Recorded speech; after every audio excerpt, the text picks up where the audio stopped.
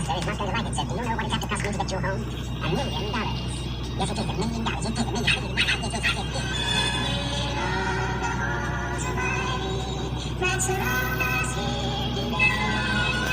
As we return to the Halls of Ivy, we find the rather irritated Dr. Paul walking with Victoria and a huge, friendly, very lost dog in the general direction of the home of Mrs. Nosy Foster, at whose dinner party he's supposed to be guest of honor. They are now almost a half hour late. They walk the steps of the small residence. I do feel ridiculous, Vicky. I'm not exactly dressed for the sheep's head field trials, you know. Never mind, darling, now that it's Fido. Yes? I beg your pardon, but does this dog belong to you? We were just saying nothing belongs to me. I'm being evicted tomorrow. Might as well find a husband in, too.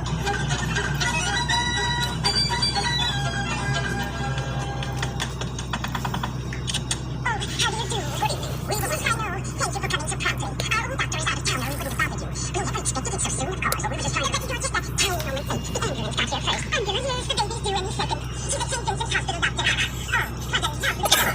Good night. Oh, well.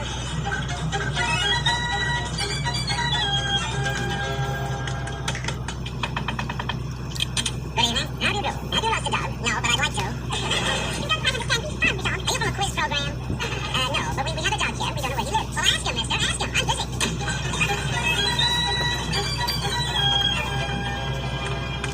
What can you for them, Cody? I'm thinking that Fido here is no ordinary dog. In fact, I suspect he's been planted here by some rival in competition for Mrs. Foster's dough. Excuse me, endowments. But that's so yeah. We covered the entire area and couldn't even get it away. Some people they tell us to other people's rights. Am I to go through life dogged by this dog? As the Asian mariner with an albatross around his neck, you don't think you could die. You got a good deed so far, and I'm not for it. Remember, Thatcher, it's your reward. I can see myself explaining that to the board. No, I didn't manage to get an endowment last night, gentlemen, but I was kind to an animal. They're not likely to canonize me for that and call me St. William. A dog. Man's best friend. Another myth exploded. Vicky, you're more influenced by this monster than I. We're making him stop doing tricks. You can go through him. Can I try to go away? No, better not. We may very shortly require a performing dog to help us earn our bread. We're on with the TikTok. Anyway, Mrs. Foster, you're going to be our story listening for this. Hey, you ain't made it home yet. Everyone, hey, you got me in it. I got something to eat. Everyone. Well, you got it. Wait, what you got? I got a chicken too. That's you. I got chicken baked beans and coleslaw rolling.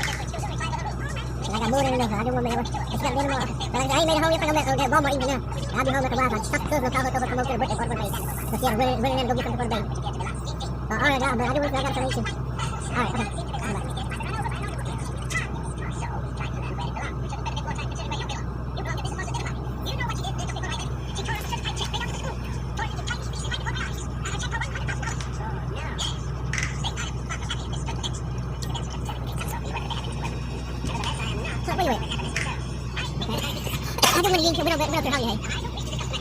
I've been trying to call him. I got it from where he goes. Yeah, we both got it from the fire out. I know, I don't want to know. I ain't made it yet, so I ain't making only good stuff. I don't know, but I got it from the area. I just got to get them here, too. Nah, that's still a minute.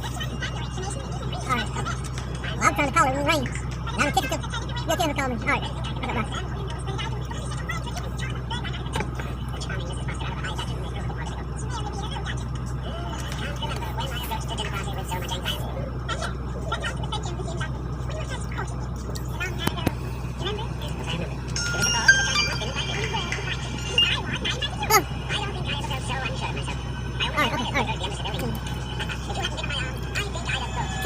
Okay, so you get back.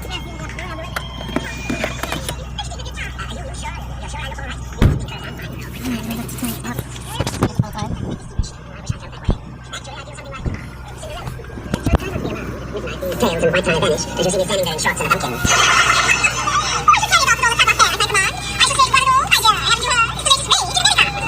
Of course, I realize no one's going to notice me. You're so beautiful this evening, everyone will be looking at you. Oh, no, not really. Don't feel beautiful when you're looking at me like that. What is it? Oh, no.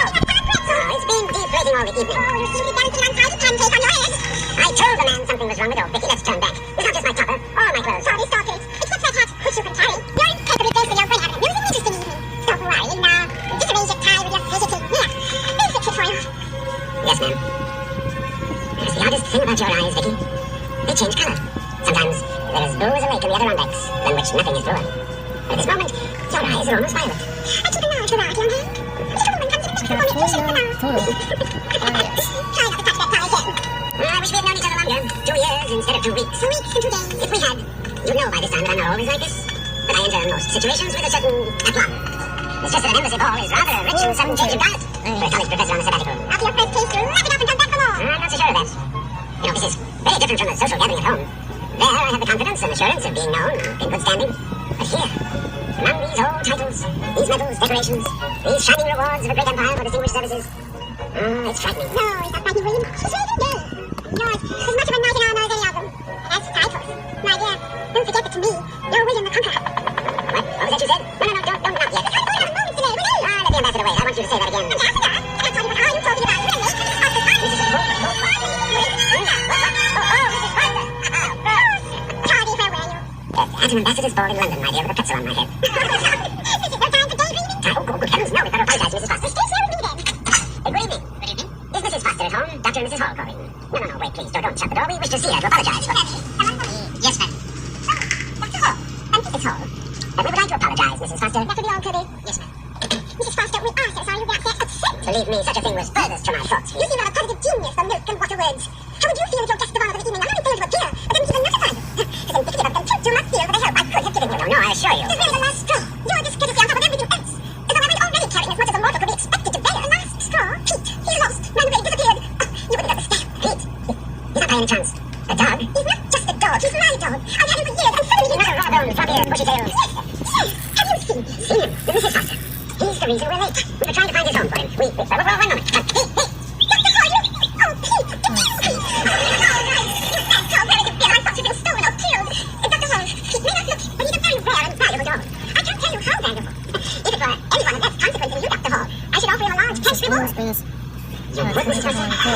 Well, if I could make a suggestion. Now, here again, Mr. and Mrs. Ronald Colvin. Well, wasn't that wonderful, Toddy? For rescuing my dog, Mrs. Foster gave you an extra $50,000 for the college. The reward of virtue. No virtue of mine. Oh, yeah. I just give credit to the town planning commission. If the road hadn't been under repair, we wouldn't have had to walk and wouldn't have seen the dog. Why not thank the taxi driver? He told us to take the shortcut where we found the dog. Or the policeman. If he'd taken the dog as we wanted him to, Mrs. Foster would never... Or the horrible man who drove the car that frightened the dog. Or the beautiful wife of the horrible man who drove the car that frightened the dog. No, I'm sorry, my dear. Good night, everyone.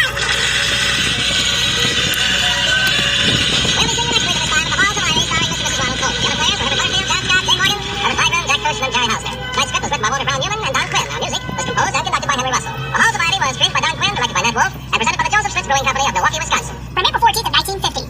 That NBC series that debuted a couple of months earlier and it continued until 1952. It also spent a season on television. We played to honor Benita Coleman, born Benita Hugh, on October 14th of 1906. Her first motion picture was the 1925 British silent film The Happy Ending. She was also seen in the 1931 sound remake of that movie. Another notable film is 1934's The Private Life of Don Juan, starring Douglas Fairbanks. 1936's Tarzan Escapes, where Hume played Rita. Rita Sullivan was her cousin Jane, and Johnny Rushmore as the title character. Well, the Colemans got married in 1938, and while they were clearly paired on both radio and television, they never worked together on the big screen. Well, we have the Colemans coming right back here to Radio Classics, though this time guest starring on the Jack Benny program. Right after this break. To win your fantasy football league, you need to be one step ahead of the competition. And at Sirius XM Fantasy Sports Radio, we're giving you the edge you need to take home the trophy. There are no tight ends that you can count on. We will tell you who to start. Our experts are doling out starts and advice, waiver pickup, and so much more to help you win a championship. Just because you're allowed to make a waiver move doesn't mean you have to make a waiver move. Listen right now on Channel 87 in the car and on the all-new Sirius XM app. Delta's strategy for success lies within our legacy of hard work, our resilience in the face of the unexpected, and our drive to keep climbing. To create a better world for us all, we're determined to seize every opportunity for greatness. So, let's go. Fly to new heights. Unlock our potential for success and achieve the extraordinary together. Delta, keep climbing. Fido's got a world of entertainment that you can explore with just one subscription. Sign up today and start watching all the networks you love, like A&E, MTV, Discovery, Lifetime, Hallmark Channel, and so much more. Featuring current seasons of all the best drama, true crime, reality, and family-friendly shows you can't afford to miss. Get started today and unlock our library of over 75,000 movies and shows. And save all your favorites with the unlimited DVR so you can rewatch them anytime, anywhere, for up to a year. Fido now includes access to AMC+. You can discover your next obsession from its collection of hit originals like Mad Men, The Walking Dead, Tim and Eve, Orphan Black, and tons of blockbuster movies.